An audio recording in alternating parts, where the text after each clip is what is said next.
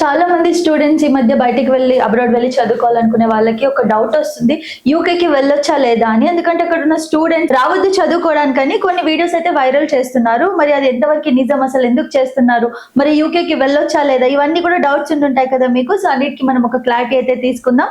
సాయినాథ్ గారు, వారితో మాట్లాడదాం. Hi sir. నమస్తే. సో సార్, ఇందాక ఇంట్రోలో చెప్పినట్టు కొన్ని వీడియోస్ వైరల్ అవుతున్నాయి యూకేకి రావద్దు చదువుకోవడానికి అని చెప్పి. అసలు నిజమేనా first of all videos? So కొంత నిజం ఉంది, కొంత అబద్ధము ఉంది దాంట్లో. I will try to explain from my perspective. So basic గా ఏంటంటే యూకే అనగానే actually it is not a new country for Indians anymore. Almost కొన్ని వందల సంవత్సరాల నుంచి మనకి ఇండియన్స్ కి వాళ్ళు వచ్చి ఇక్కడ పాలించారు, మనకి లాంగ్వేజ్ నేర్పించారు. సో ఒక క్లారిటీ ఏంటంటే అక్కడికి వెళ్ళినాక లాంగ్వేజ్ బ్యారియర్ ఎక్కువ లేదు. So it's purely English speaking country. So రెండో థింగ్ ఏంటంటే అక్కడ వెళ్ళిన తర్వాత చదివేయడానికి వాళ్ళు మాస్టర్స్ చదవడానికి వెళ్ళారనుకోండి, మాస్టర్స్ ఒక 1 year ఉంటుంది, ఆ తర్వాత ఇంకో 1 year ఇంటర్న్షిప్ ఉంటుంది. సో ఇది చాలా తక్కువ కంట్రీస్ లో ఇలాంటి పాసిబిలిటీ ఉంటుంది. ఎందుకంటే ఏ కంట్రీ వెళ్ళినా కూడా మీకు ఇంటర్న్షిప్ అనేది ఒక 6 months ఉంటుంది, కొంచెం 3 months ఉంటుంది. ఈ యూకే లో మాత్రం 1 year ఇంటర్న్షిప్ ఉంటుంది. So practically you have that మంచి blend of theoretical and practical approach. అంత బాగున్నా కూడా ఎందుకు నెగిటివ్ చెప్తున్నారు? ఒకటి ఏంటంటే చదివేటప్పుడు సరిగ్గా చదవాలి. సో కొంతమంది నాకు వచ్చిన యూనివర్సిటీస్ నుంచి వచ్చిన ఫీడ్బ్యాక్ కావచ్చు, లేకపోతే నాకు సీనియర్ స్టూడెంట్స్ తో ఉన్న ఫీడ్బ్యాక్ కావచ్చు. సో వాళ్ళు వెళ్ళినప్పుడు ఏంటంటే అప్పుడే వెళ్తారు, అప్పుడే సంపాదించేయాలని చూస్తారు. సో దాంతో ఏమవుతుందంటే చదవడానికి కావాల్సిన టైం కూడా ఈ రోజున ఆల్మోస్ట్ జనరల్ గా ఏంటంటే యూకేలో 20 hours per week is legal to do part time. ఈ 20 కాకుండా క్యాష్ అండ్ జాబ్స్ చేస్తారు, అది ఇంకో 20 hours చేస్తున్నారు. So almost 40 hours per week వాళ్ళు వర్క్ చేస్తున్నారంటే ఫుల్ టైం జాబ్ చేసినట్టేగా. అది కాకుండా మళ్ళీ వీళ్ళు వండుకోవాలి, తినాలి, పడుకోవాలి, సినిమాలు చూడాలి అప్పుడప్పుడు, బికాస్ ఎవ్రీ థింగ్ చూసుకోవాలంటే ఇవన్నీ చేసినప్పుడు ఎక్కడో చదువు అనేది ఎక్కడో వెళ్ళిపోయింది. So when you're not having right skill set, when you're not having right knowledge, why would that company should employ you? This is my question. So నిజంగా చదువుకుని నాకు మంచి స్కిల్ సెట్ ఉంది, నాకు కావాల్సిన జాబ్ కొట్టగలుగుతాను. బేసిక్గా ఏంటంటే UK is not for freshers or I would say people with mere knowledge or people with actually like a short term goals. So everybody will have a short term goal and long term goal. So short term goal కోసం ఎక్కువ work చేస్తే, అంటే ఇప్పుడే సంపాదించాలని పెట్టుకున్నాక వెళ్ళిన first year లోనే అప్పటికప్పుడు 20 hours చేసేసుకుని అప్పటికప్పుడు ఇంకా క్యాష్ అండ్ జాబ్స్ కూడా చేసేస్తే you really don't have time to focus on your studies. And ఎప్పుడైతే మీకు నాలెడ్జ్ ఉండదో ఆ కంపెనీస్కి వెళ్ళినప్పుడు ఇంటర్వ్యూలో ఎవరైనా చూసే నాలెడ్జేగా. సో ఆ నాలెడ్జ్ ఉన్న వాళ్ళకి జాబ్స్ ఇంకా ఇప్పటికి కూడా వస్తున్నాయి. Because UK is not actually small country, it is a combination of 4 countries which is England, Scotland, North Ireland, Wales. ఈ 4 కలిపి యూకే అంటాం. సో ఇది చాలా మంచి ఆప్షన్స్ ఉన్న ప్లేస్ ని మన వాళ్ళు వెళ్ళిన తర్వాత దాన్ని మిస్యూజ్ చేయడం వల్ల, వాళ్ళు మిస్యూజ్ చేయడం కాకుండా బయట వాళ్ళకి కూడా నెగిటివ్ చెప్పడం. So which is actually the irony here. కాబట్టి ఎవరైతే ఫోకస్డ్ గా ఉంటారో వాళ్ళకి డెఫినెట్ గా యూకే మంచిది, ఎవరైతే ఫోకస్డ్ గా ఉండరో వాళ్ళకి డెఫినెట్ గా యూకే వెళ్ళొద్దు. సో మీ ఫోకస్ ని బట్టి ఉంటుంది. ఏదో వీడియోలలో వచ్చాయి సో మేము వెళ్ళలేమా ఇంకా అన్నదైతే లేదు. అబ్సల్యూట్లీ కాదండి. ఏదైతే యూస్ చేసుకోలేకపోతున్నారో అక్కడ ఉన్న దాన్ని వాళ్ళు ఇలాంటి వీడియోస్ పెడుతున్నారు. Exactly. Okay, done sir. So education system గురించి మాట్లాడితే ఎలా ఉంటుంది sir UK? So UK education system actual గా ఇప్పుడు జరిగిన ప్రాబ్లం కారణం కూడా ఎడ్యుకేషన్ సిస్టమే. సో బేసికలీ ఏంటంటే యూకేలో ఎడ్యుకేషన్ సిస్టమ్ లో స్టూడెంట్స్ వాళ్ళు ఎక్కువ నమ్ముతారు. ఇట్స్ నాట్ దట్ యాక్చువల్లీ మనకి ఏంటంటే యూరోప్ లో లాగా మీరు ఎగ్జామ్స్ రాయాలి ఆర్ ఓరల్ ఎగ్జామ్స్ చేయాలి, ఇలా కంటే కూడా చాలా సబ్జెక్ట్స్ కూడా ఎలా ఉంటాయంటే while they teach they ask them to do the assignment submission and maximum marks అన్ని కూడా అసైన్మెంట్స్ కే ఇస్తారు. సో దీంతో అసైన్మెంట్స్ సబ్మిషన్ కాబట్టి మనకి ఎడ్యుకేషన్ సిస్టమ్ వాస్తవానికి ఏంటంటే ఒక అసైన్మెంట్ ఎవరైనా ఒక మనిషి రాస్తే you will think 100 different ways of that subject. అంటే మనం అసైన్మెంట్ రాసామంటే జస్ట్ ఒక ఐడియా వచ్చి ఒక థాట్ వచ్చి రాసాం, దాన్ని 100 రకాలుగా మనం పరిశోధించి మనం నెట్లో సెర్చ్ చేసి తర్వాత వేరే మనకున్న బుకిష్ నాలెడ్జ్ తోటి we try to put that in a paper. So ఈ అసైన్మెంట్ కి మనము బయట హెల్పర్స్ నుంచి కూడా తీసుకునే వాళ్ళు 100కి 80 మంది ఉన్నారు. సో ఎప్పుడైతే మీరు అసైన్మెంట్స్ కి బయట వాళ్ళ సపోర్ట్ తీసుకుంటున్నారో దాన్ని misuse of the examination pattern అని నేను అంటాను. సో ఎప్పుడైతే మిస్యూజ్ చేస్తారో ఆటోమేటిక్ గా you don't have that knowledge. But ఇక్కడ మీరు రైట్ గా మీ అసైన్మెంట్స్ మీరు సబ్మిట్ చేయండి. 100% మీకు ప్రతి సబ్జెక్ట్ అలా చేసుకుంటే గనక మీకు సబ్జెక్ట్ నాలెడ్జ్ ఆటోమేటిక్గా వస్తుంది. సబ్జెక్ట్ నాలెడ్జ్ ఎప్పుడైతే ఉంటుందో జాబ్ అనేది వాస్తవంగా చెప్పాలంటే ఒక హ్యూమన్ బీయింగ్ చేసే మినిమం థింగ్ అండి ఇవాళ. సో ప్రతి మనిషి పుట్టినాక ఆబ్వియస్లీ జాబ్ చేయడం అనేది ఒక బేసిక్ ఇది.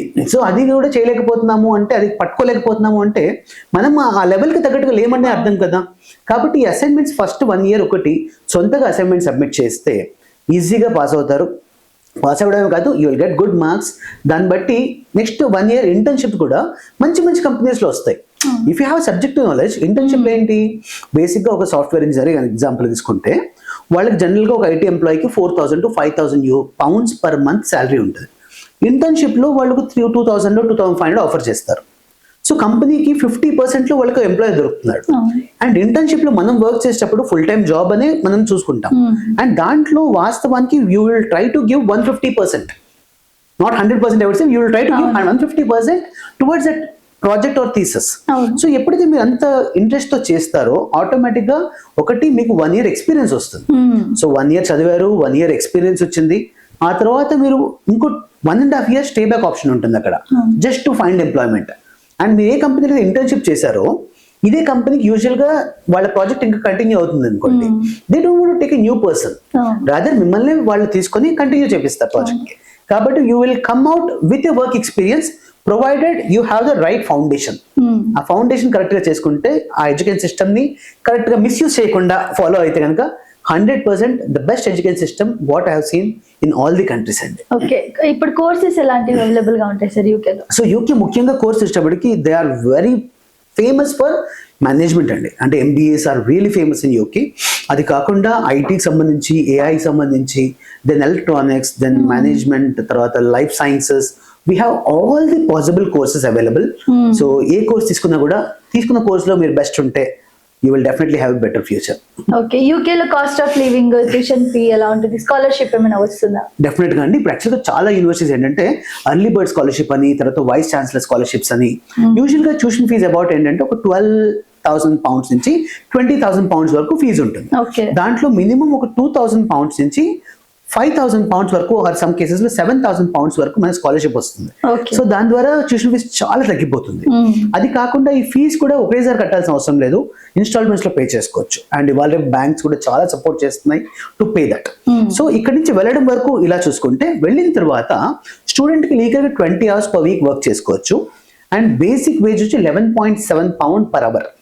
అంటే మినిమం ఒక 1,100 pounds అనేది మంత్లీ ఎర్న్ చేసుకుంటారు. ఇది కేవలం శని ఆదివారాలు 10 గంటలు చేసుకుంటే అయిపోతుంది.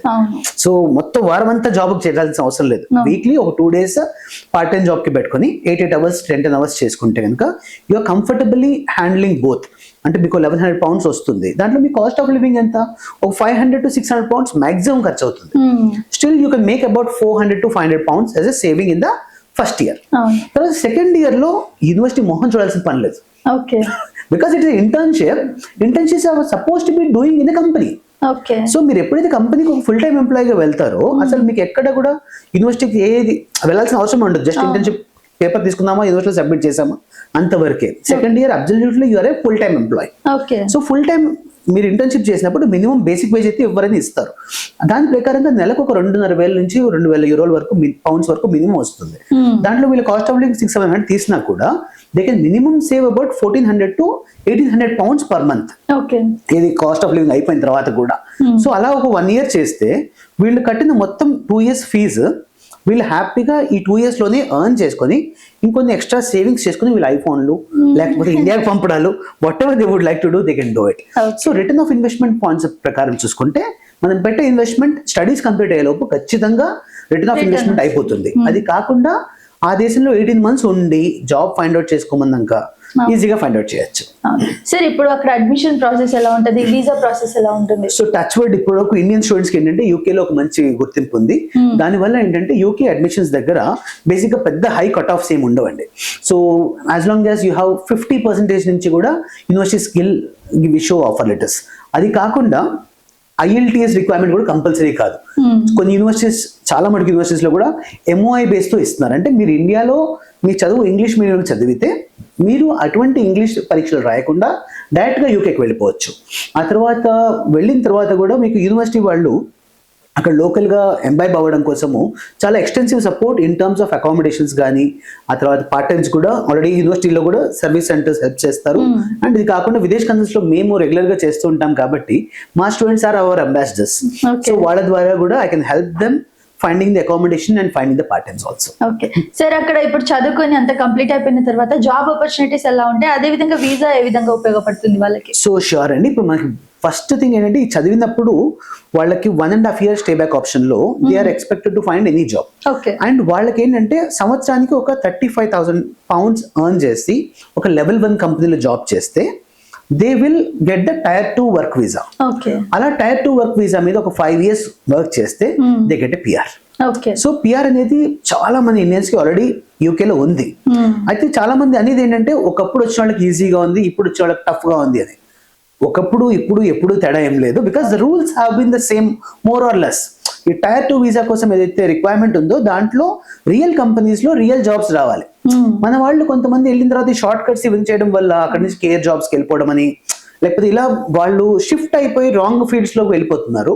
అలా కాకుండా please stick to your field, please stick to your course and please get expertise in your field. Automatic గా you will be in a position to easily find one good job. అది చాలా మంది చేశారు. It's not that you are the first one who is going to do it. కొన్ని వేల మంది Indians already అక్కడ passports తెచ్చుకొని సెటిల్ అయి ఉన్నారు. వాళ్ళందరికీ ఎలా జరిగిందో మనకు అలా జరుగుతుంది. Just believe in your self.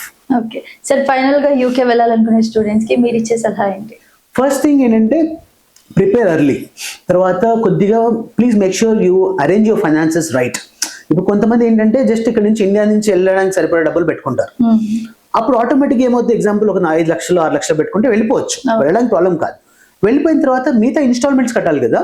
ఆ ఇన్స్టాల్మెంట్స్ కోసం వాళ్ళు ఏం చేస్తున్నారంటే అక్కడ చదివే టైంని కూడా త్యాగం చేసి వర్క్ చేసి పాపం కడుతున్నారు. So you're not going to UK to pay that fees.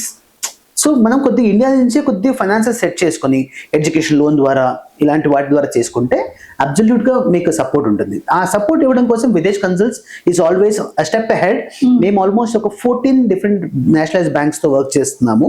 So we can help them getting the proper education loan settled before they go there. So automatic గా మీకు ఎప్పుడైతే ఫీజ్ ఎడ్యుకేషన్ లోన్ ద్వారా bank guarantee చేస్తుందో మీకు ఆ pressure లేదు చదివేంత వరకు. ఈ 2 years లో ప్రశాంతంగా చదివితే ఒక జాబ్ వచ్చింది అనుకోండి, ఇక్కడ నుంచి తీసుకుని ఇండియాలో కట్టిన ఒక 20 లక్షల రూపాయల లోన్ తీర్చడానికి వాస్తవానికి ఒక 5-6 నెలల జీతం చాలు. సో అంతవరకు ఫోకస్ చేసుకుని అలా వెళితే కనుక ఎటువంటి లాంగ్వేజ్ బ్యారియర్ లేకుండా ఒక మంచి కంట్రీలో సెటిల్ అవడానికి మంచి అవకాశాలు ఉంటాయి. ఓకే, సో చూసారు కదా, మొత్తం వీడియో కూడా విన్నారు కదా. అయినా కూడా ఇంకా ఏమైనా డౌట్స్ ఉంటే యూకే వెళ్ళొచ్చా లేదా ఇంకేమైనా క్లారిటీస్ కావాలంటే కింద స్క్రోల్ అవుతున్న నెంబర్ పై కాంటాక్ట్ అవ్వండి. Thank you sir. Thank you.